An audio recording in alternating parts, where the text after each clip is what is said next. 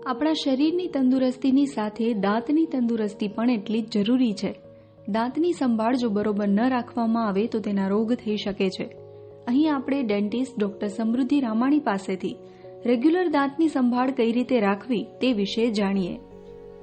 હું ડોક્ટર સમૃદ્ધિ રામાણી ભુજમાં ડેન્ટલ સર્જન તરીકે પ્રેક્ટિસ કરી રહી છું. આપણે ઘરે દાંતોની સંભાળ કઈ રીતે રાખવી એ વિશે આજે જાણીશું. દાંતોની સંભાળ રાખવા માટે દિવસમાં 2 વાર બ્રશ કરવું જોઈએ. સવારે અને સાંજે બંને ટાઈમ બ્રશ કરવાથી દાંતની સ્વચ્છતા સારી રહે છે. દાંતોને વચ્ચેના ભાગમાં ઘણીવાર બ્રશ પહોંચી શકતું નથી, તેથી ફ્લોસનો ઉપયોગ કરવો પણ હિતાવહ છે. આ ઉપરાંત ખાધા પછી કોગળા કરવા જરૂરી છે. ફ્લોરાઇડવાળી ટૂથપેસ્ટનો ઉપયોગ કરવો જોઈએ.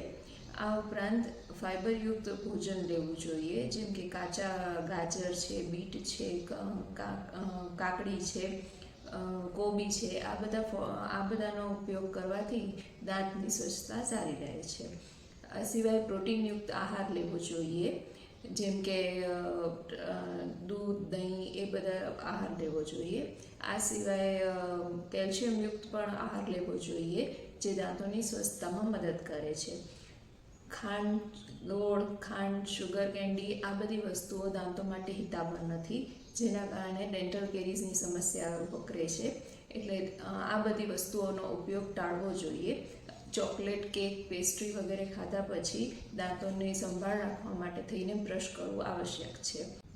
વર્ષમાં 2 વાર દાંતોનું ચેકઅપ કરાવવું જોઈએ, અને જેથી કરીને જો દાંતની કોઈ પણ સમસ્યા થઈ હોય તો તે તમને જલ્દી તેની સારવાર મળી શકે છે. પૂરતું પાણી પીવું જોઈએ. બાળકોમાં દાંતની કેર માટે શું ધ્યાન રાખવું જોઈએ તે વિશે માહિતી મેળવીએ. નાના બાળકોમાં પણ દાંતની સંભાળ રાખવી ખૂબ જ જરૂરી છે. બાળકનો પહેલો દાંત ઉગે ત્યારથી સંભાળ રાખવાની શરૂઆત કરી દેવી જોઈએ. નાના બાળકોને માતા પિતાની દેખરેખમાં હંમેશા બ્રશ કરાવવું જોઈએ, અને એમને પણ દિવસમાં 2 વાર બ્રશ કરવાની આદત પાડવી જોઈએ, જેથી ભવિષ્યમાં એમને ઘણી ડેન્ટલ પ્રોબ્લેમ્સથી છુટકારો મળે છે. દૂધિયા દાંતમાં જો ડેન્ટલ કેરીઝ થઈ હોય તો એને કદી પણ અવગણવી ના જોઈએ.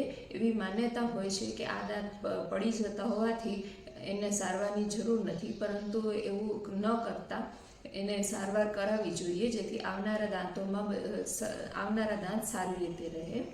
અમારી હોસ્પિટલમાં પણ દાંતના સડાને રિલેટેડ પેશન્ટ્સ ઘણા બધા આવતા હોય છે, એટલે એને પણ અમે આ જ રીતની સલાહ આપીએ છીએ કે તમે ઘરે સારવારથી તમે થોડું ઘરે કેર રાખવાથી દાંતોની સંભાળ સારી રીતે થઈ શકે છે.